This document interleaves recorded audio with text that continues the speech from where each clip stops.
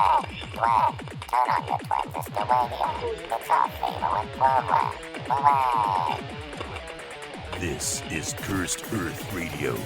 What's up, Dark Judges, Desperados, and dudes in dick-shaped helmets? You're listening to Cursed Earth Radio, the one and only podcast bringing dread to the dreadless. Broadcasting outside the walls of Mega City 1 across the Black Atlantic in North America. I'm Cool Johnny Cool. And this is Heavy Metal Kid, and today we are bringing you Fatty Fest 2019.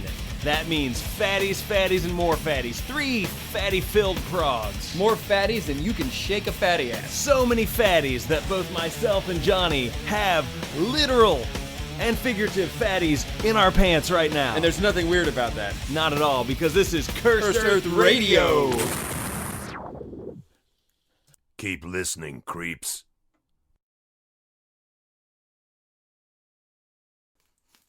Johnny, it has been some trials and fucking tribulations bringing this episode of Cursed Earth Radio. It has been a roller coaster tonight, but we got new digs now. We have forced new digs because our studio, quote unquote, was echoey and we didn't do anything. No, it's like we were cursed. Yeah, we were cursed. We had a little echo before, but compared to what it was sounding like tonight, We were in a hallway. Who knows? Who knows what was going on? So we changed locations. We moved from one ramshackle studio in the Cursed Earth all the way down, to another bombed-out shelter in the Cursed Earth. And then when we got here, for some reason, there were members of the Justice Department paving the streets of does that? Of the Cursed Earth for no reason. Maybe they're trying to start a new Undercity. Here's the bad part now. You want to do this episode, I'm just going to wander off looking at all your stuff. Yeah, we are definitely surrounded by more dread than we were before. More dread than ever before, folks. Yes, we have a lot of dread in our brand new, our new studio. If old Johnny gets a little echoey, it's because I've wandered off. Well, that's okay. That's okay. We tend to wander off. I mean, did you listen to our Necropolis episode? Twice. I've listened to 6 hours of that episode crazy. in total. Are you listening for pleasure or as quality control? Mostly quality control. Yeah. I'm very critical of myself. Yeah. I tend to have. I tend to be on the other side. Everything just seems fine to me, and that's not good either. That's why we complete each other. That's true. But here's the thing: that episode was so dense and heavy because it needed to be. Yeah. This episode is so dense and heavy because of fatties. True. That's right. We decided to take a little detour into fatty territory. For me, fatties are about as important as robots with speech impediments are for you. There's something about a nice belly wheel that just gets me. We all have our hang-ups. We do. And yeah. I'm here, and I'm happy that you're happy. I am happy. So today we chose... This is one of those great episodes where we choose one that we read together, and then we bring in a blind prog that the other person has not read before. A blind fatty bag. Yes. And we should also mention that today's episode, and Fatty Fest 2019, is brought to you by Auto Sump's Flab On. Builds bulk fast, guaranteed low nutritional value. And so thank you to those great folks who actually made this episode possible. This future is just a hellscape. It's a hell of a scape, I'll say that. So what do we got here, Johnny? What are we starting with first? We are going to start off with the Alabama Blimps. This is not what I thought it was going to be. No, there are no fatties per se, no belly wheels. Right. Just Reuben-esque cannibalistic hillbilly women in the Alabama morass. Spherical redneck women. Yeah, it's a ride. We talked about, every time we used to talk about fatties, you would say, we got to do the Alabama Blimpies. Or I think that's what we used to think it was called, because it had been a long time for you and never for me. I envisioned in my head that this was a story about like a sports team of fatties that were competing, because I read one of my very favorite fatty progs is called The Bazooka.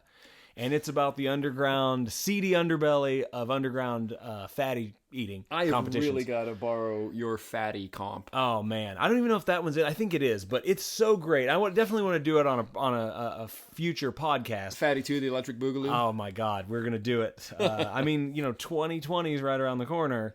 So it's a nice round number. Yeah. See what I did there? It is. I got dad jokes tonight. It could also be the actual weight of one of the people in one of the. Easily. Progs that we're reading. Wait till we get to the later on in this episode. Yeah. So let's go ahead and start. Then we do the old of course. fact roundup. I do think, as I listen to our podcasts for quality control, I think that we are getting better and better at giving credit where credit is due. I've been trying to put them in the descriptions. Yeah.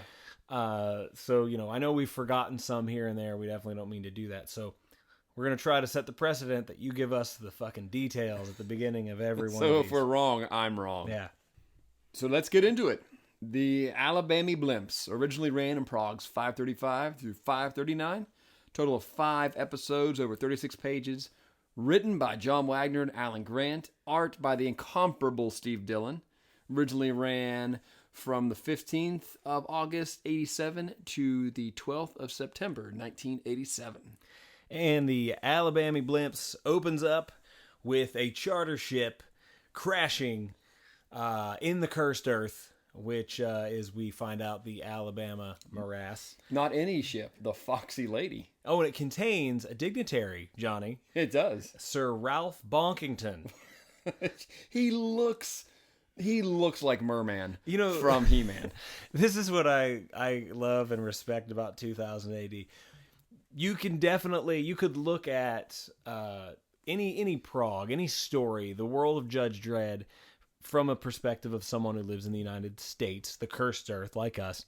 And you could say, they're very hypercritical of us and our citizens. They make us fat. They make us hillbillies. But let's just take a moment to appreciate the fact that the people from Brit Sit are very much a spoof of what it was, over there for a teenager to look at all these sort of stuffy, high and mighty, it's not, they are striking out at anyone and everyone. They're taking the piss out of everybody. Yes, and it's a good Brit Sit term there. You like that? Yeah, so we find Sir Ralph Bonkington is so oblivious to what's going on around him that his ship is crashing. He's in the bath, and he has his butler Hives next to him. And he's basically upset because the bathwater is spilling out, and he's like, "Oh no, sir! Actually, we're crashing." And they crash in the Alabama Morass, and they're about to meet some pure redneck, family material. Yeah, the McCoys. These are cursed earth hillbillies. And as I'm reading this the first time, I'm thinking, these guys aren't fat at all. What the fuck? Did you think I threw you a curveball? Oh, like Johnny promised me some fatties. This is obviously some redneck cannibal family, I think. And because they come out looking like Leatherface's extended family. Yeah. And when Ralph first runs into the McCoys, Ralph, he looks like he is the byproduct of centuries of inbreeding. And he's just wet and naked. And he's not the inbred one in this story. No. I guess maybe keeping the blue blood pumping through the family gene pool may have He looks had something like to do he's with like it. a couple chromosomes off having gills. He just looks like a stuffed shirt asshole to me. Well, he is. He has crashed in this morass. His ship has exploded. Butt ass naked. This threatening group of people come out of the shadows up to him, and his first move is to maintain civility, and he offers a handshake and does the full tilt blue blood introduction. He's totally oblivious to the fact that he looks like a complete tool bag. And he can't see death when it's like 2 feet in front of his face. But he meets up with the family fronted by their leader Otis, and this part where they start to introduce themselves, because he gave him his full blue blood greeting, and they start, each time one of them identifies themselves, they add something. So like it kind of starts out as like, we're the feuding fighting McCoys. The litany of things the McCoys do. Someone adds, we're the feeding McCoys. And then what confused me was someone said, we're the Flayton, or is it Flatten? I don't know, because you messaged me today about this, and we both took very, very different meanings from this. No, mine was, I would say mine was 50% in jest, but it's not outside of... It's not outside the realm of possibility. So what did you think it meant? I took it as flatulence, like they were the farting McCoys. Right. And where did you go? Because he says it's spelled Flatin. So you may have read flatten. I read flaten, and I thought flaten. As you go further along, they never really explain it other than the judges are talking amongst themselves. They're like, yeah, it must be a regional dialect thing. So we find out later that they're, I believe, just a tribe of men. And so I was just imagining that flatin was more like a slang term for filleting. Yeah, well, I mean... And maybe they're the sucking, dick-sucking... and farting. Inbreeding, but they only inbreed with other males. I don't know. I know. It is the Alabama morass, so genetics are a crapshoot at this point. Right. And I was pretty sure that isn't where our pals at 2000 AD were going, especially back then. You know what we're going to have to do? But that's what my brain said. We're going to have to get an interview with John Wagner. Yeah. And ask him all the tough questions. All the tough questions. Now, in the Alabama blimps... Are they murderous cannibals? That fart a lot? Murderous cannibal farting dick suckers? Are they just blowing each other in the morass? Yeah, we could go on and on. You said, what did you say? The sucking, farting McCoys? Is that what you texted me back? Something like that. As you can tell, we're doing the Lord's work 24/7 here. Oh, 100%. On Cursed Earth Radio. Yeah. So they meet up with the McCoys, and our pal is abducted. Although I get the sense that he doesn't even realize he is abducted. completely and utterly oblivious. Yeah, he's going along. Okay, we'll go with you. And him and Hives Hives is tromping through the woods with Sir Bonkington on his back. Whole Master Blaster thing. And so they don't even realize that. I think Hives realizes how dire this situation is. Yeah. But Sir Bonkington doesn't. Meanwhile, the Justice Department is like, holy shit. They crashed. Some of them are. Some of them are. Joe, he's just doing his job. Well, yeah. For Joe, it's, oh, God damn it. I got to go take care of this bullshit. So, yeah, the Justice Department gets the distress call as Bonkington's ship is going down over the morass. And Justice Department puts up an H-Wagon with Dredd and judges in tow. And they're going over where they've crashed and what they've crashed in. And Dredd says, chances of survival are slim. One of the other judges says, I'd say they were 0. And then stoic Joe, in that case, we just pick up the pieces and go home. Right. He also warns, Dredd warns that basically what they're probably going to be dealing with is a wild rednecks who regressed as a semi-primitive tribe, which is funny because they're really not that far off from like Duck Dynasty. No. And how far are they really? Considering we're in the Cursed Earth, they are leagues ahead of everything else that's in the Cursed Earth. Yes. They're even somewhat more civilized than our beloved Angel Gang. Right. Yeah, to a degree, they are a little bit more refined. Maybe they are like the dignitaries. Maybe these are the most refined people this in is Alabama the top class. Morass. Yeah. Did you see we even have a little nod to the judges being dicks? No. So the H-Wagon's flying over, and they see a hell track that's getting attacked by Cursed Earth mutants. Mm-hmm. And one of the judges says, okay, zap them.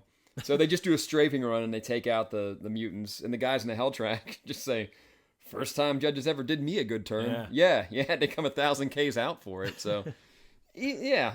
So their reputation precedes them. We know they're dicks. Yes. We know we're the dicks.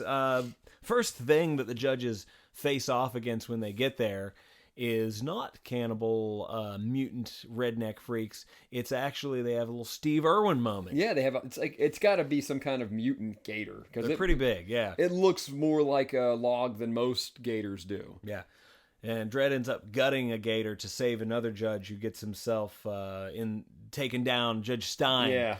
He gets taken down in a death roll, and Dredd goes down and makes quick work of this. And what does Dredd do? Gator. Like, he comes up. They shoot the rest of the pack because they have these little hover bikes. And, of course, Dredd just says, careless Stein. Get him back to the H-Wagon. Right. Yeah, you fucked up. Thanks, Joe. Yeah. No one likes you, by the way. Meanwhile, this is going on. Sir Bonkington is continuing through Sir Bonkington. continuing through the morass, being carried by Hives, who is probably getting resentful at this point. Well, still Master Blaster style. Yeah, and he nearly has the tribe of rednecks convinced to let him go, Well, in hopes of getting a reward. Otis does not cotton to Sir Ralph backpacking on Hives. Oh, that's right. Yeah, Just decks him and puts him on his ass in the morass, and that's when they find out. Oh, he's worth a million creds, and the hillbillies don't believe him. And Hives chimes in, I assure you, the little puss bag most certainly is. Because you can tell Hives is just He's done. fucking up to here with it. Yeah. He's willing to go to certain lengths, but these lengths are a little too far. And I think had the Alabama Blimps, I'm sorry, had the Alabama Blimps not came along, Sir Bonkington might have made it back and probably never would have delivered on the reward. No, God, no. But unfortunately, this abduction that he's been the victim of is not the worst abduction he will be a victim of this day. No. He's gonna meet the Alabama Blimps. They come swinging in Tarzan style. They kick one of the McCoys in the back of the head inbound, knock his dentures out. So I have a question. Where's the cursed earth dentist? How does he have dentures? I mean, He's sure way too young to have been around before the apocalypse. Well, War. but George Washington had wooden teeth, so These look like dentures. maybe Those clearly look like dentures. maybe he killed someone and stole their dentures. just How happened to fit. uncomfortable would that be? That makes more sense than mine. Just My wearing some train of thought. ill-fitting dentures. Yeah. And let's not. Otis is terrified Yeah. when the Alabama Blimps come swinging in. She is dressed like Tarzan. Like, I don't know if that's an old moo that she's got a Santa Claus belt over. Or what? Or if it's like animal pelt. She's ridiculous looking. She's got a bowler hat. I wonder if she knows Ratty. I was gonna say she kind of looks like it's almost as if Ratty got in some really really bad radiation, toxic waste or something, and just turned into a big fat ape woman. Yeah, I mean they've got full tilt. They're swinging in on vines. They've got spears. Although some of them are carrying firearms. But the big one, the one we're Mammy? talking about, that's Big Mammy. Big Mammy. She's got Doc Martens on and a bowler hat. She seems like a real charmer. She looks like someone you might see at a lower class Bratz show. Maybe Or one of Walmart those, at 3 a.m. Those large punk women that you see going to see the Addicts when they come to town. Not that I don't like either one of those bands, but she would definitely be at home in an Oi show here in the Cursed Earth. Otis, I mean, the whole tribe descends on the McCoys. And they had to be making noise. They're way too big to be stealthy. Yeah. And so either they have mastered some kind of cursed earth ninjutsu, or Otis is just deaf, dumb, and, blind. Well, I think they probably couldn't hear over Sir Bonkington's fucking Flapping his dick trap. whining and complaining. Yeah. Now, they end up chasing all of the McCoys off, and they run as if they've just met up with the badass gang. They're like the orphans, and this gang is like the fucking Riffs. That's the big. that's the difference between these two gangs. It's very clear that Big Mammy runs the fucking show. Yeah. These other guys were small potatoes, literally and figuratively. And once when it again, comes to Big Mammy. Sir Ralph, completely oblivious. We'll say he misreads the situation. He's an idiot. He's pretty sure that Big Mammy has taken him captive because she's got a thing for him. Yeah, so death by snoo snoo. Yeah. This is definitely he is convinced he's got a snoo snoo situation going on. Yes. So the judges hear the gunfire of the skirmish, and they set out on their little Scooty Puff Juniors. Right. You're right. But you get all these cool shots of them passing over the morass, like this giant, like 50s sci-fi spider and warthog. Yeah. I love that Steve Dillon drew that. Didn't need to. I'm but sure that it's wasn't awesome. even in the script. No, He's just fuck like, it. here we go. I feel like this today. So, their Dredd and company run down two of the McCoys that managed to escape the blimps. And Dredd kills right off the bat. kills one of them. Yeah, he's really not into dealing with this. No, right I mean, now. the guy did shoot at them, but he's got a double-barrel shotgun, and they're at distance. There's no way that he's a threat. Judge just had it. It's just shots fired. You're done. Fucking boots the other guy in the back of the head and puts him face down into the morass. And then it's just gunpoint. Like, why did you fire on us? I love the guy's response. We's rednecks, ain't we? Here's our morass. We always fire strangers. He gets the lowdown too about the Alabama blimps, and we find out that it's not all about snoo. It's about making some man stew. Yeah. Yeah. High five, bro. Yeah. It was funny too. When Ralph was imagining that Big Mammy was in love with him, he did mention that she had hungry eyes, and he was right. Oh. But it just turns out they're cannibals. And what I thought of, it's terrible that the Sylvester Stallone Judge Dredd film is in my consciousness whenever I read this shit.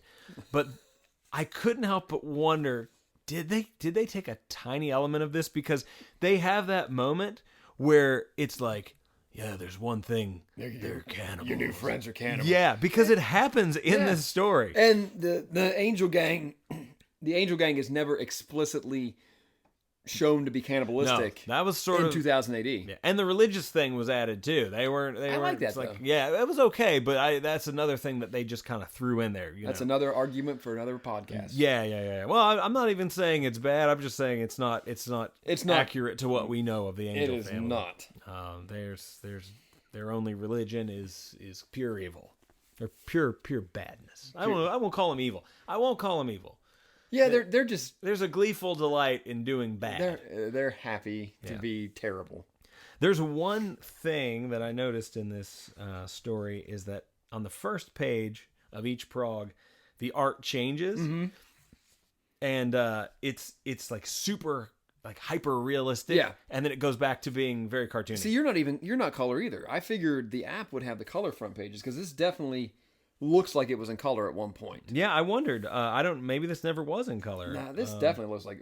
If somebody out there, and I've seen we have a couple people listening across the pond. Yeah. If you could give us a heads up whether or not the Alabama Blimps front pages were ever in color in the actual progs, because I'm in the case files and HMK is on the app in the case files. Neither one of us have color, and it's making us very sad. Yeah. Legit. I would gladly accept a colorized version of every prog as long as I still had the black and whites. Yeah. I want both. I want my cake and I want to eat it too. I like That's because I'm a true fatty. That's where the love comes from.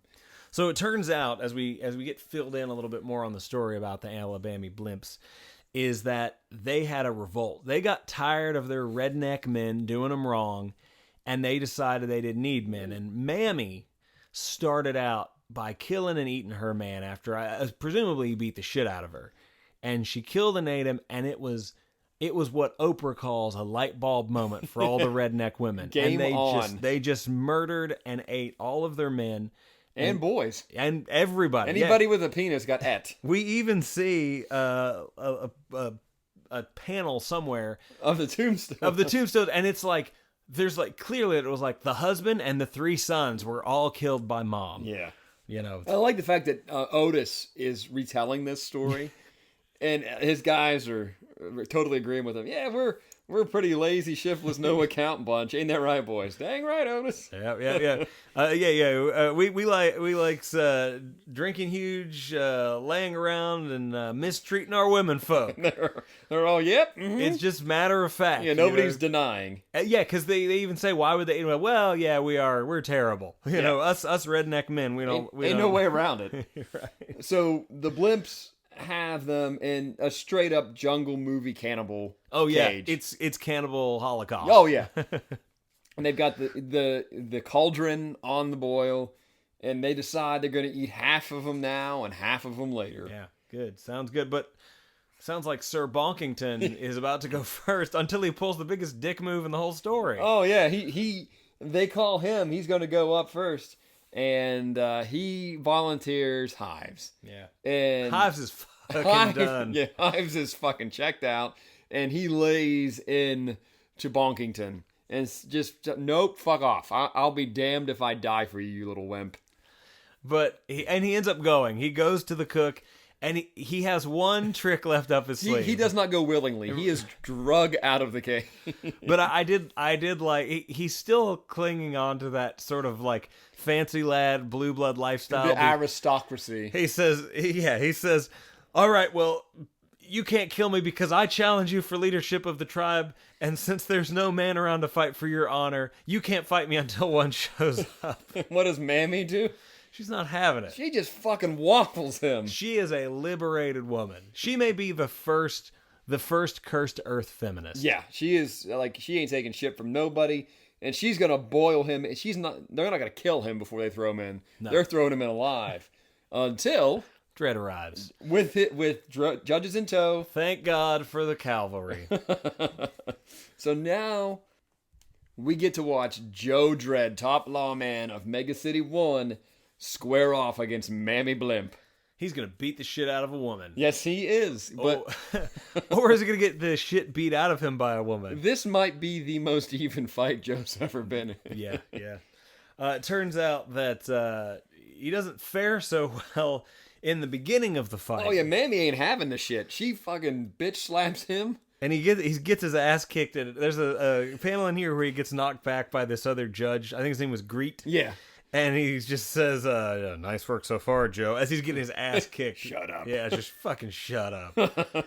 Mammy handles him well. Like, she catches his punches. She's punching him in the mouth. And she tells him straight up, "Don't pull your punches because I'm a woman, because I ain't pulling mine." Well, it turns out maybe he wasn't pulling his punches, but he was stalling just a little bit. Yep. Because there's a whole nother squad coming around the back, flanking Mammy and her foot soldiers. Did you notice something here? And this is pre-Necropolis. Uh-huh. Joe pulls a Kraken. No, The whole fight, he's losing. I mean, Mammy's swinging around by his ankles. Oh, yeah. He loses on purpose in order to get near Bonkington and the blimp holding him captive because she's got a gun or a knife on him. And the whole time, Dredd's just looking for the chance to get put near him. He frees Bonkington, and then he comes up and just fucking wallops Mammy. Yeah, what I liked was he drug it out until he got to Bonkington, and then immediately he calls her a fatso and beats her ass. Yeah, the judges open fire. They run the other blimps off. Mammy ain't having it. She runs at Joe. Joe fucking hip tosses her into a chair. It killed me when Judge Dredd called Mammy a fatso. There's just something hilarious about that. Queen of the Alabama Blimps, you may be, but you're just a plain creep to me. Yeah. We never really... That's the end. That's it. We get a happy ending. Sir Bonkington is saved. Mammy, I'm presuming, goes to jail. Yeah. Can they bring him in from the Cursed Earth? Or don't they just let the Cursed Earth have him? Maybe. I don't know. I know he had her handcuffed at the end of the story. And, so either they detained her until they got out of there. I like to think that she's still swinging around in the jungle. I like this. After everything's said and done, Bonkington comes up and says, "Jolly good show, chaps. Capital. I really don't know how to thank you." And then Joe goes, "And shut up." Yeah. I guarantee that once they got him on the H-Wagon and they went back to the Big Meg, Joe punched him at least once on the way back. You think there's a little police brutality brutality right in his mouth? You think Hives punched him every once in a while? Oh, Hives should have free reign to just wreck him. What a silly fucking story. I know, right? And it's so ridiculous. Cannibalistic, Rubenesque hillbilly women out in the Alabama morass. Almost cannibalism. There was really, I liked the story a lot, but in terms of the story and continuity of Dredd as a whole, there was nothing of substance. Oh no! This was like, I think over 3 progs. It was just pure. Yeah, this is pure ridiculousness. Yeah, 5 episodes. So that was stretched over 5 progs, and yeah, it was just. But what a nice palate cleanse from our 3-hour trek. Oh my god! Through Necropolis. Not that it was arduous. It was great to finally get that one out of the way, but we dug so deep on that one. I really think we could have gone longer. Oh yeah, we could have gone. We'll longer. do the director's cut here, that nobody will listen to. Well, hopefully there's 5 hours. Goodbye. Maybe we'll do a live director's cut one day. Or we just hold hands and read it. we're maybe that's season 4. Who knows? Season 4 is just all Necropolis the whole time. Well, it was nice to read this one, and we have 2 more exciting progs. One that's blind to me, one that's blind to you. But before that, Oh, here we go. time to pay some bills, Johnny. Here hail our corporate overlords. And while Fatty Fest 2019 was graciously sponsored by AutoSump's Flab On, which, by the way, builds bulk fast with guaranteed low nutritional value, we have another sponsor, and I'm very proud because we just picked this one up. And as a new podcast, it's not easy to pay the bills, keep the lights on. I mean, let's face it, we don't have a whole lot of expenses, but... We had to, well, sometimes you have to move the studio. Well, and to upgrade, just to upload Necropolis, we had to upgrade the amount of content that we could put up. So... What unholy nightmare is sponsoring us this week? Well, we're lucky to be sponsored by Big to Bigger Men's Warehouse, Johnny. Oh, no. It's your one-stop shop for all your fashion needs in sizes octuple XL and beyond. Now, Johnny, Octuple XL. That's too much. you're not a big man, I am not. but I'm not going to hold that against you because you still have a lot of time to start working on your physique. And once you get there, once you work your way up to that octuple XL and beyond, you're going to want to look good, right? Sure. What? Don't even worry about answering, because if you want to make a big impact, Well, obviously. if you want to run with the heavy hitters in Mega City 1, You tell me who's running. well, you can't go out there with a simp tent on your back. You've got to go out there with style, Johnny. And you can do this by going to Big to Bigger Men's Warehouse, where you will find the most massive selection of Mimus, Duo Moos, Foot Protectors, Belly Wheels, Chub Busters brand shoes, and super reinforced belts. Oh, and that's not all. That's God. just a tiny bit of the selection you will find at Big to Bigger Men's Warehouse. Those belly wheels better be reinforced too. Well, if you go to bigtobiggermenswarehouse.com, that's B-I-G, the number 2, B-I-G-G-A-R, menswarehouse.com, and type in the promo code Cursed Earth Radio 10. That's us. That's one word. You'll get 10% off your first order. Couldn't get 15 this week, huh? Not this week. So, go check out Big to Bigger, that's B-I-G-2, B-I-G-G-A-R, Men's Warehouse, where the only thing bigger than our customers is our selection. Oh, boy. I hate everything. Are your shoes too tight? One size too tight tonight? We are back. Oh, here we go. All right, you want to go first? You want me to go first? Your call, dealer's choice. Oh no, I chose something else tonight. So we got 2 great progs coming up here, or actually, I have 1 great prog and you have 2 great progs, right? Yours is Mine's over two progs. All right, well, how about this? I'll get mine out of the way. All right. So we're gonna take a look at an early one from 1982 by Wagner, McMahon, and your pal Tom Frame. The unsung hero of 2080. R.I.P. This is called Anatomy of a Crime. And this came to us in 2080 annual 1982. Oh, the only magazine big enough to hold it. So as much as this was in that annual, it's also available in this fantastic physical release here. I like how you're showcasing it to me because you can't see sound. Well, it's Judge Dredd Fatties. It's spectacular. Like, oh man, It's wonderful. It's full of stories. praise the Lard. And we were saying, I think this is still available. I feel like this Yeah, is because that's fairly- new school Dread logo. Yeah, so it's fairly new, I think. But this is Anatomy of a Crime, and I'll let you just Ooh, I get color. peruse this this story where I give you the basic summary here. It's the story of a man named Bub Jellybelly Jones, and he has a dream. He's almost like Rocky. You know how Rocky was just kind of that hopeful athlete that no one ever thought would make anything of himself? Well, Bub Jellybelly Jones is that same guy. And like many of Mega City's, and this is going to be interesting to you, many of Mega City's 87% unemployed. Is that a hard fact? Well, that's what it says in this story. Because I fucked that up all season 1. Well, sometimes I get the feeling that maybe it changes depending on which story you're reading. So, like many of the unemployed of Mega City, Bub Jelly Belly Jones took himself up a new hobby, and that hobby was eating. Now, we can have all kinds of discussions as to whether or not this is due to depression or because he believed that he could be one of the great athletes of Mega City. And this is so early. I don't know if this is like the first appearance of the Fatties, but they usually kind of start these... I don't think it is. Is it not? Well, my upcoming comes from 82. Okay, so this may be the first. I don't know. But usually in these collections, they'll start you with like the earliest story and go to some of the more recent ones. So this could be the first appearance of the Fatties. Maybe someone knows. Maybe they can drop it in the comments. If they're listening on YouTube. Otherwise, there's no way to get a hold of us.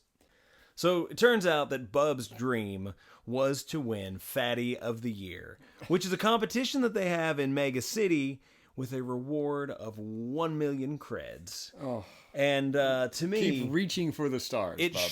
And it shows you the sort of parallel between what it's like to be unemployed, broke, on welfare here in the United States, and you're so hopeless that you take all your money, you buy beer and cigarettes and a bunch of lotto tickets, and you just shoot for that dream, and it keeps you down. It keeps you from reaching for the stars, but everybody has that little what if. I'm going to do it. I'm going to do it. Yeah. And he just wants to be, Mega City Fats, that's the title you get if you win. I don't know how that isn't your name. Fatty of the Year. Well, I'm working on it. No, I mean like for this. Oh, now I'm rethinking my whole You're going to lifestyle have to here. file a petition with the Justice Department for a name change. Oh, God, there's too much red tape, man. There's too much paperwork. But our friend Bub is, he's a bit of a poser, Johnny. Because he's really not even that fat. He's a mall punk. He like you mentioned when we talked about this earlier, he has the Walmart Misfits t-shirt. He does. He's on board that far. He's that far. And even his wife Joanne tells him, like, you're never gonna be Fatty of the Year, Bub. You don't have it in you. Do you think he's supporting the scene on Facebook and then not going to the show? He most certainly is. He's interested. He's going, but then he asks for a ride, and someone offers to give him a ride. Town? And he can't make it. But and he's only like who knows, 300-400 pounds. Only. He's just a. Is that 304 kilos? Or yeah, I think so. Yeah. But, he wears a belly wheel around, but I'm going to be honest with you, Johnny. He doesn't even really need the belly wheel. I mean... If he takes off his belly wheel and picks up his belly, it bounces maybe once. And as we see in this prog, they're actually, they're measuring someone's fatness, their flabbiness, by doing the old Homer Simpson. I don't know if you've seen that episode of The Simpsons. Is that how you establish dominance in the fatty community? I think that's how you establish greatness. That's like the silverback pounding its chest. Well, it's like how, can you slam dunk a basketball? If you're a fatty, you can literally take your belly wheel off, pick up your flab, and drop it, and it bounces off of the floor. Now, Bubs doesn't do that, man. What is wrong with Mega City 1? I don't know. But we realize that, Bub is looking up to people like the current champion, Bill Pennybody, who's also known as East Side Punch. And get the fuck out. They're measuring it like literally the same way. Like I said, that Homer. I don't know if you've seen the episode of The Simpsons where the doctor says, like, Homer, we're going to. Oh yeah, and he pokes him in it. Woo! No. He says we're going to pull your belly to the side and let it go, and we're going to see how long it shakes, and that'll measure your BMI or something crazy like that. And the doctor does it, and it just shakes and shakes, and the doctor picks up the phone and says, "Cancel my next appointment." And that's how they're measuring Bill Pennybody, also known as the East Side Punch. And fucking East Side Punch. Bub is nowhere near that physically fat. He's not reached physical fatness yet. Quit saying things like that. So, like I said, his wife Joanne really just looks at him as a big loser. And she tells him, you really just need to get a new hobby, Bub, because you don't got what it takes. You don't got that thing that makes you great. This is not like a skill. This is just shoving things in your mouth hole. Well, what we know in the year 2019, for God's sakes, anything can be a skill. Have you ever seen those YouTube channels where people flip bottles? Have you seen our channel? Dude Perfect? That's true. That's true. Anything can make you a celebrity in Mega I'm City. hoping. So This is my retirement plan. Good luck. We need more corporate sponsors like our pals over at Auto Sumps Flab-On. Anyways, so like most people, like me, when I get depressed, Bub heads out to the store, presumably to pick up some snacks. We're gonna get some serotonin flowing. He wants to get himself a hottie or two, but even going to partake in his favorite hobby of eating, he's reminded how skinny, tiny, and puny he really is. He is an episode of 600-Pound Life in and of himself. The big man comes through, and we see Big Lard Ringner, who apparently is like the big man in town, literally and figuratively. And he pushes right past Bub and says, "Get out of the way, skinny. Move it, Slim." Yeah, and basically makes fun of him for just being too small. So now Bub is in that unfortunate position of he's super fat, but not he's fat just enough. Not fat he's enough. not. It's a whole different league. I don't want to get real super dark on you here, but you're gonna though. It's the same thing that happens in pornography. Oh, here we go. You know, you start out as a porn star, male or female, doesn't matter, and you just start out by, you know, your good looks and your newness and your sexiness on the scene can. Which is why my career didn't go anywhere. Same here, but that's what that's what people come for initially. But after they've seen it, well, then they want to see you do more weird and strange things. And then you're putting all kinds of things in all kinds of places where those things don't necessarily belong. Like Auto Sumps Flab-On. Exactly. And so... what the fuck is Auto Sumps Flab-On? Oh, you better get in the know, because it's our corporate sponsor. You never tell me who's sponsoring us until it's too late. Big Lard is... he's purchasing 10 packs of Auto Sumps Flab-On. And... By the way, he's a high roller. Yeah. By the way, the tax for Auto Sumps Flab-On is 1,000 creds is that per box. Per box? Per box. He's got to be sponsored. Well, he's either sponsored or he's making enough money on the black market competitive food rings. This is a flex. Yeah, this is totally a flex, and it sends poor old Bub home, broken-hearted and downtrodden. Well, for a few, and I also wanted to mention too that this tax on Flab-On is very similar to the tax on cigarettes. You know, we know it's bad for you, we know it's going to kill you, but hey, if the government can make money on it, then we're gonna go ahead with it. But yeah, like you said, our man Bub is bummed. His earlier good humor has turned to black despair, and I can only imagine. That this is probably note for note the same story as the new Joker movie that came out, Johnny, which is this man who's just trying to live his dream and is pushed aside. The world's not letting him have it. Not letting him have it. So what does he do? Eat some Flab-On. Well, I assume you eat Flab-On? Yeah. It's like a supplement. Is it a suppository? You just pour it on top of your food. Good news. It's a suppository. Anything's a suppository if you try hard enough. So... Bub decides he's going to head back to that shop. He's not going to take this shit anymore. But he doesn't have the creds, man. He doesn't need the creds because he throws a fucking brick through the window. Now, the shop's still open. I guess he could have tried to rob it, but he's not really thinking. He's not a criminal. Let's be honest. He is definitely not a master criminal. He's not a master criminal, but he's desperate. So he goes to rob the store. Always. He goes to rob the store, and the clerk comes out and says, you know, I'm putting you under citizen's arrest. Can he do that? Well, he can try, but Bub puts all of his weight behind one good punch. I don't even think it's a good punch. Well, there's definitely weight. It's a lot of weight. And he knocks the clerk down, and he just hightails it out of there. His crime has failed. I love the panel of him hightailing it, and I just did air quotes, nobody can see. Yeah. Hightailing it. He's like teetering on his little belly wheel. It's the slowest. It's like the OJ chase. It's like watching a child on a bike with training wheels trying to get away from something. Pretty much, yeah. And so not too long after, Dredd arrives at the scene. Of course he does. Oh God, my favorite part of the story though is the clerk says, "I tried to attempted a citizen's arrest, Dredd, and he got away." And Dredd says, "Citizens' arrests are illegal. You're under arrest." Of course. Why not?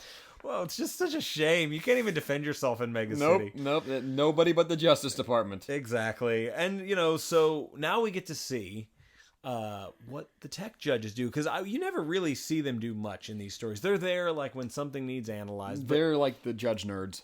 They have a lot. They're like the Geek Squad. Oh yeah, they literally have a lot of abilities, because by Dredd picking up and sending 3 fibers over to Tech Division, they're able to figure out, how much this assailant probably weighed, where he got his suit at, and from the cross-reference from the number of fat men list in Mega City 1 that they've got on the hard drive.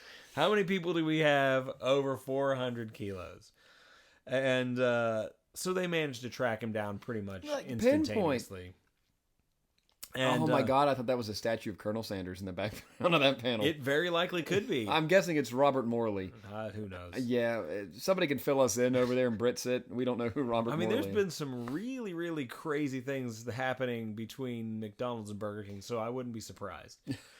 So Dredd manages to track Bub down instantly. And the chase ensues, and basically Bub realizes he's about to be arrested and tries to make a run for it. He makes a waddle for it. The most pathetic chase ever. He's not even looking. He's not paying attention, and he completely tramples a knee pad kiosk. You great hunk of blubber. And this compiles his crimes now. So now he's looking at his felony is now it's malicious damage, aggravated assault, and destruction of a knee pad stand, which apparently is its own specific crime on the books. And his belly wheel snaps off and he falls face first, ending Bub's life of crime, ending his attempted heist.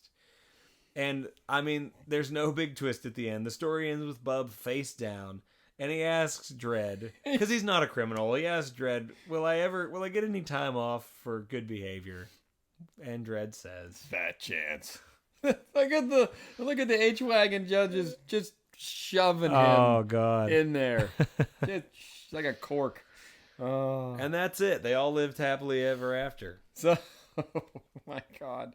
I love it.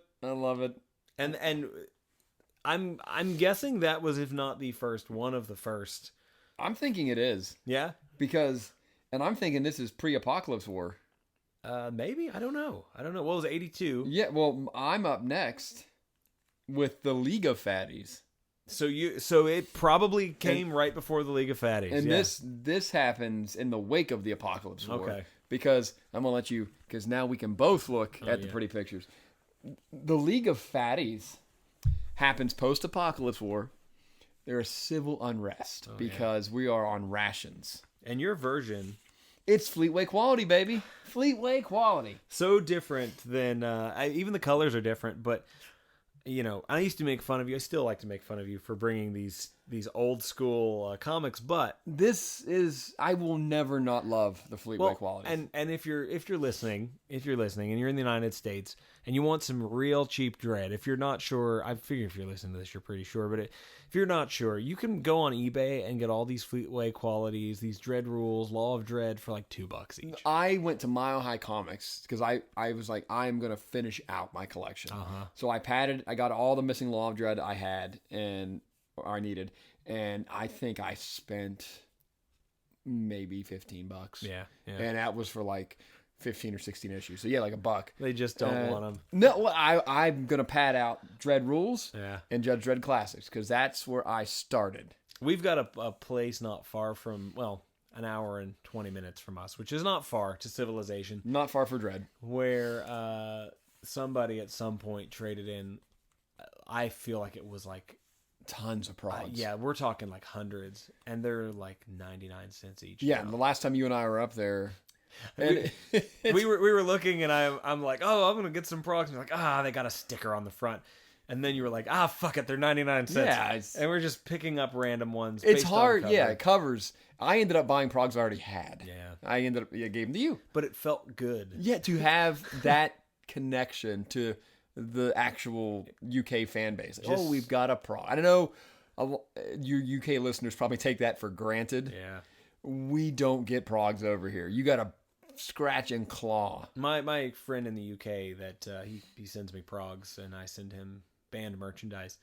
And he told me, he's like, yeah, man, since I've been getting these for you and sending them to you, he said, it's been cool because he's like, I actually eat my lunch and read the prog when it comes out. And I was just like, so envious of that. Oh, yeah. You know? But digitally we can do that. But it's Yeah. just so cool to have the prog. Yeah, I've there. got a prog. Like over there, yeah, everybody's got a prog. Shut up. Yeah. But over here, you're like king of the mountain. I've got progs. And for me, the ones that like I really get excited are the newsprint ones. Yeah. Like, ooh, I've got early progs. There are Dread stories that I want to have all the progs too. Like I want Necropolis. Yeah. And this season I want to make a game. I'm going to count how many times we say Necropolis in season 1. Oh, man. And if somebody gets it right. Oh God. Yeah.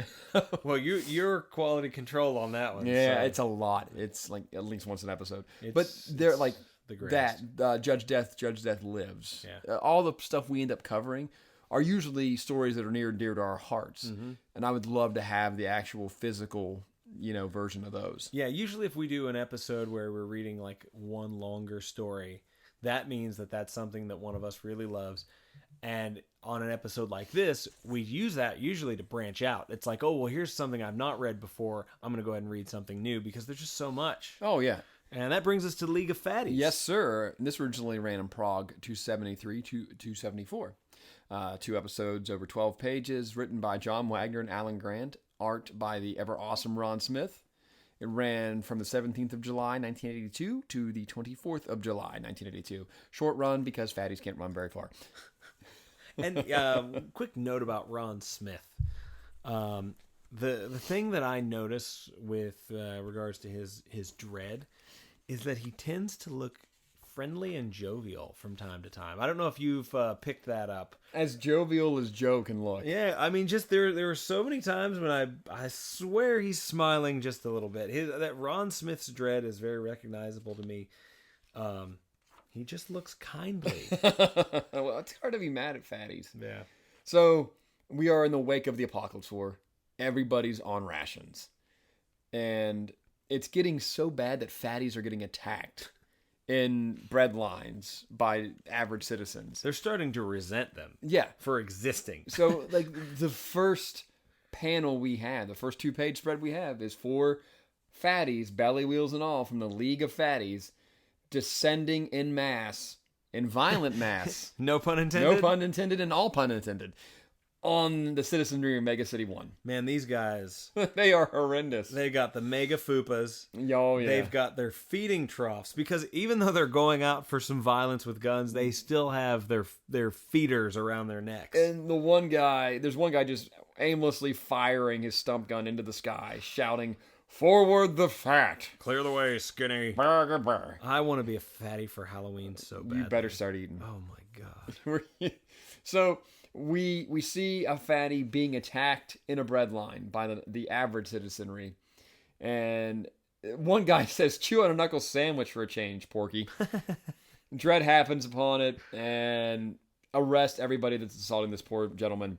And one of the guys he's arresting just starts shouting, "It ain't right, Judge Dredd. We're all on short rations. And he can't be walking around with a belly like that. It's indecent." Dredd assures him, though, every citizen is entitled to the full protection of the law, no matter his weight. So I'm sure Dredd has no respect for these fatties. I'm sure he thinks they're freaks of nature. Here's the tie into our last story. So the fatty thanks Dredd for saving him. He said, "Thanks, Dredd, you saved my fat." And Joe goes, "Wait a minute. Aren't you Bub Jelly Belly Jones?" Holy shit. You didn't know this when you read this. No. And I didn't know this was coming. I sentenced you to 9 months not too long ago. What are you doing out? Turns out that an East Meg bomb blew up near his cubes, and Bob didn't think anybody'd mind if he just waddled off. Oh, no. And Joe goes, "I mind. You can just waddle back again." Oh, God. So Bob goes back to the cubes slowly. So Wait, whoa. Is he one of the 4? No. Okay. Bub is being attacked Okay. in the bread line. He just can't catch a fucking break. Well, I mean, so we get a overview of the plight of the fatty in this post-apocalypse war setting.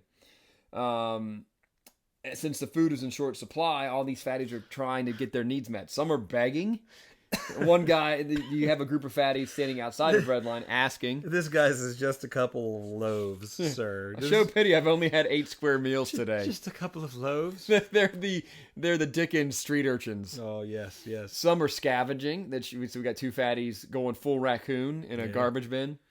And some just go to outright theft. And this woman says she has 47 kids to feed. No wonder you need so much grub. And as she's... Is she pregnant with all 47? Because that's what it looks like. As she's scootering away from the bread line, you can see the guys working the bread line in the background have realized that they've been given fake ration coupons. And this lady is straight up riding a rascal scooter. Oh yeah, I like how she's trundling. Her onomatopoeia is just trundle. I'm pretty sure I saw her at the Chinese buffet when I was there last. Is that a giant elbow or a bag? That's a bag. Yes. Okay. So the citizenry of Mega City 1 are sick of fatties. And one entrepreneuring citizen comes up with a solution to both the food shortage and the fatty problem. And he is in front of a mob of people on a platform, and he's just shouting, "This here's a fork, this here's a knife."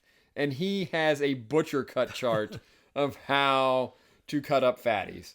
And Dredd happens on this and goes, "This here's a gun." And shuts it down, because even Dredd's like, "We can't eat, stop it." Man, I'm just that fatty diagram would be one hell of a tattoo, Johnny. There you go. Belly blubber, shoulder blubber. I honestly, you got that right arm. Yeah. That, if you don't get that, that's the ultimate. There's like 4 people that are going to know what the hell that is. I really need a fatty tattoo. Jow blubber. Wow. So the fatties march on the temporary justice headquarters. And they've got their protest signs. More food. Big people need big meals. Fuller plates for fuller figures. Give us the grub or give us death. So they make it to the temporary justice department headquarters. And it says, the fact that the route is 20 kilometers long can only be put down to bad planning. And the mob is out of breath when they get to Justice HQ, and Dredd goes, "That's the sickest protest march I've ever seen." Man, I gotta say, I'm having a strange flashback. Oh, where are we going? It's just a quick break in the action here, but the gathering of juggalos. Oh boy, we're gonna get killed. My band played the gathering of juggalos, and in between stages there was a hill, and you had to walk up the hill to get to the main stage, and you have to walk down. I just heard so many, "Fuck this hill!" And when I would look back, it was a scene much like you have here on page 3. It just flopped over and wheezing. Just large hatchet man wearing modern day juggalo fatties complaining about the fucking hill. Anyways, and we live in the hills. How much of a hill was this hill? It wasn't real steep, but it was long. Oh, so it was inconvenience. It was much like this. Yeah. So the fatties are at temporary justice headquarters asking for more rations because they're bigger. And Dredd says, "Nope, rations stay the same, get out." And so now we have a clandestine meeting of the city's fatties. And they're looking for a way to win their fair share, as they think. Now, do you think when the fatties have a meeting like this, is it catered? Do they say everybody bring a box of donuts? Here's my thing. They show the exterior shot of the building this meeting is happening in. I know where you're going with this. There's no way this is happening because it's raised. The fatty meetings take stilts. Yeah, the fatty meetings take place on the first floor or nowhere. Yeah. So they have their leader who is rallying the troops, and he's telling everybody, "Before the war, I was a pig of a man. He'd almost reached the magic ton. And now look at me." And he opens up his shirt. Skin hanging in folds, belly shrinking away to nothing, a walking skeleton. He is robust. Still robust. Yeah. He's got some loose skin, but man. Yeah, so his name is Dick Porker. No, not his name. The chair fatty's name is Dick Porker. Oh, okay. Well, isn't that him right there? Yeah, yeah. No, in the pink. Oh, He's pink in my book. See, I've got no color here. Dick Porker's the greatest name ever. Oh my God. He gives them two choices. Do they surrender themselves to the nightmare horrors of skinniness? Or do we fight? Fight for the right to be fat. That's my favorite Beastie Boys song.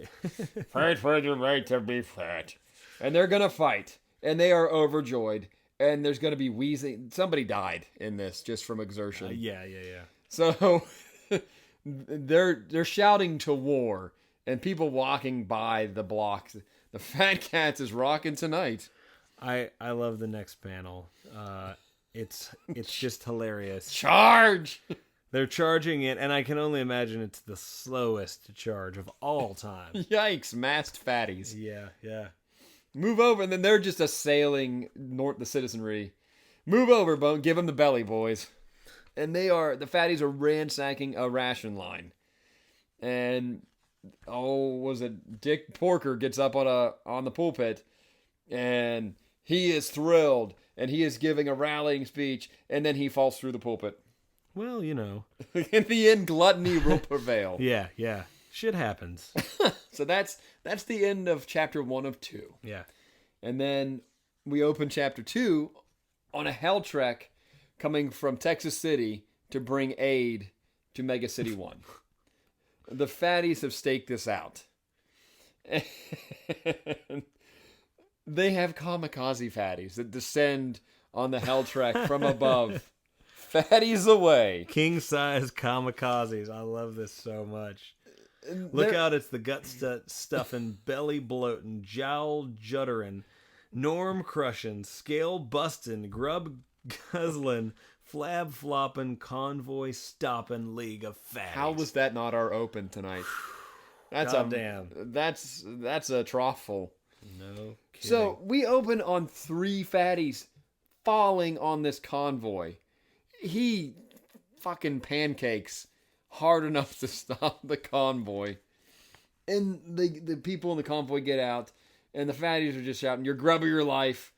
And the convoy's trying to talk him down because this is aid to the citizens of Mega City 1 in the wake of Apocalypse War. Yeah. But the fatties are all in it for the food. And Dick Porker's just literally and figuratively throwing his weight around. He hits somebody with his belly. And they just go on a binge. They clear out the convoy. And the judges notice that the convoy doesn't make its check-in at the gates of Mega City 1, so they got looking for it. And they find an orgy of feeding and just sated fatties. And they've eaten the whole lot. The whole convoy's worth. And like somebody's trying to raise the alarm. And the judges are coming, we gotta run. And Dick Porker's, what do you mean I can't run? I can't even stand up. That's my fatty voice, by the way, trademark. The letter B fat. B word fat. Yeah. So Dredd lets them know that your gluttony has deprived thousands of vital supplies. He's putting them away for a long time. But Dick Porker, in defiance, lets them know gluttony will prevail. Back in Mega City 1, the League of Fatties is, God bless them, they are attempting to pull off fatty-related crimes. And it's like a Keystone Cops thing, if that's not an old enough reference for you. Right.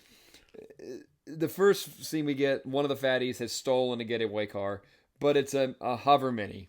And they pile into it, and it can't get off the ground high enough. And they just go right into the side of a wall. And I'm assuming they're dead in this panel. There's a crane pulling their bodies out of the wall. They're stacked up like cordwood. And so the HQ radios Dredd, once you're done with that, we got to break into the Auto Sump Flab-On Depository. Yes, and you should, because Auto Sump Flab-On is very low in nutritional value, guaranteed. What is it? We'll have some later. No! We'll have some later. It's fine. So we see the Flabbies trying to escape, but they have just glutted themselves in the Flab-On factory. And they set up some Rube Goldberg device where they're going to catapult each other out. And they try it, But the catapult breaks, and the counterweight fatty goes right through the concrete. And the citizenry has had it with this. They're tired of this fuckery. They have turned to a murderous mob that are attacking fatties, even if they're not involved with League of Fatties. So one bad fatty ruins it for the whole bunch. It's a lot of bad fatties. Yeah. So Dredd's just fucking done with it. He asks for permission to set up segregation blocks for the fatties. And they've... Carney Wilson block. Orson Welles block is definitely one of them. And there's some other, I am sure, robust UK names in here that I don't have any reference for. So Dredd confines the League of Fatties to 4 blocks. And they are under house arrest until they drop below the 300 kilo mark. And the last panel is they're making the fatties weigh in, and the fatty gets on the scale, and the scale just goes, get off. And the guy's just pleading with Dredd. But Dredd, some of us will be in here for years. And Joe says, sometimes the law may seem harsh, citizen. But remember, the good of the community must come before the appetite of the individual. My Lord. And that is the League of Fatties. That was great. I'm stuffed. It was quite the meal of the episode. That's really interesting too. Later, I've read another one at some point because I've read a bunch of fatty ones over time. But go figure. Where basically there was a fatty getting out, and he's like, "I made it. I'm under 300." He was pumped, and he went off, and one of the judges said something about, it's good to see somebody finally making good of himself, and the judge said, it doesn't matter because every time they get out, they go and have a big celebration dinner and it puts them right back over the line. They have to come back in every time. So I like how we unknowingly completed each other. Yeah, we did. This is the podcast made in Grud's heaven. I'll tell you what I can't wait for. What's that? In October, or is it November? I think it's November. Warlord Games releases the new Judge Dredd miniatures game. Oh, yeah. We talked about that this week on our awkward date. Oh, yeah. And we're going to play, and I'm going to play the fatties, and you're going to play the Justice Department, and it's going to be awesome. How many points is a belly wheel? Oh, God, I don't know. You can play your Judge Giant, and I can play literal giants. I hope that Flabon is in this. You like a little Flabon power-up? Yeah. Yeah. Cannot wait. Excited.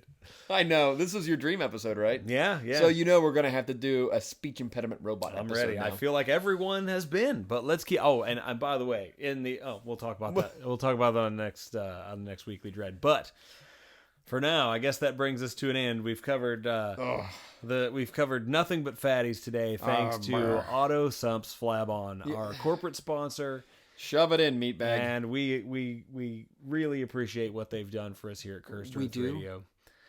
Keep listening. This is officially the first episode of what we are calling Season 2. I know that doesn't mean a whole lot if you're just listening at random, but it was a high mark for us because we made it past We Season talked 1. our way through Season 1. We did. So we're going to get much more excitement, hopefully more fatties. And I don't know if we can take it. Yeah, we'll see. We'll keep piling them on. So for that, I am Heavy Metal Kid. And this is Cool Johnny Cool. And this is Cursed Earth Radio. Keep listening, creeps.